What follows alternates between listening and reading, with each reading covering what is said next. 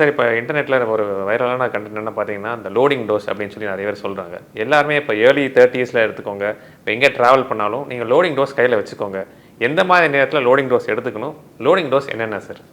ஜென்ரலா இந்த loading டோஸ்ன்றது blood thinner medicine குடுக்குறோம். 2 பிளட் தின்னர் மெடிசன், ஒரு கொலஸ்ட்ரால் மெடிசன் இருக்கும். ஸோ அந்த 3 டேப்லெட்.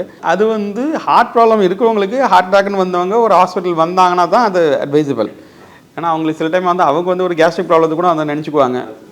அப்போ அந்த கேஸ்ட்ரிக் ப்ராப்ளத்துக்கு அந்த லோடிங் டோஸில் ராஸ்பிரின் ஒரு மெடிசன் இருக்கும். அது கொடுத்தாங்கன்னா அந்த பிரச்சனைகள் அதிகமாகலாம். எங்கே பார்த்தாலும் நம்ம மெடிக்கல் ஹாஸ்பிட்டல் இருக்குது, சென்டர் இருக்குது, கிளினிக்ஸ் எதாவது இருக்குது. ஸோ பக்கத்தில் போய்ட்டு அவங்க ஒரு இசிஜி எடுத்து பார்த்தாங்கன்னா அவங்களுக்கு தெரியும். அப்போ அவங்க ஏதாவது சொன்னாங்கன்னா அந்த மாதிரி இருந்ததுன்னா அப்போ அந்த லோடிங் டோஸ் எடுக்கலாம்.